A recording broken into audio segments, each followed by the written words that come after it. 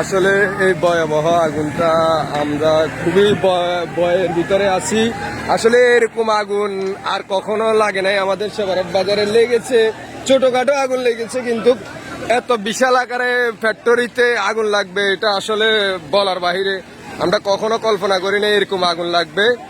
তো সবাই আমাদের সেবারেটবাসীর জন্য একটু দোয়া করবেন, যারা শ্রমিক ভাইয়েরা আছে, যারা ফায়ার সার্ভিসে কাজ করতেছে বা এলাকাবাসীও যেভাবে কাজ করতেছে, সবার জন্য দোয়া করবেন যেন সবাই সুস্থ স্বাভাবিকে যেন পানিগুলো নিয়ন্ত্রণে, আগুনটা নিয়ন্ত্রণে আনতে পারে।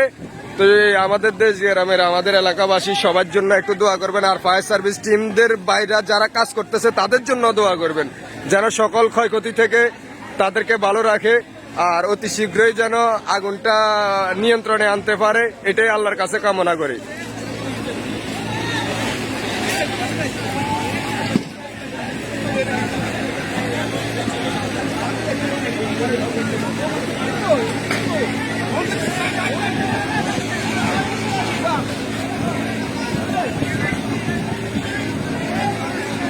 ব্যাংকের মুই গেলে তো একবারে রিক্স, কুটি নিয়ে যাবো তারা ব্যাংকের লোক কানা কে জানে।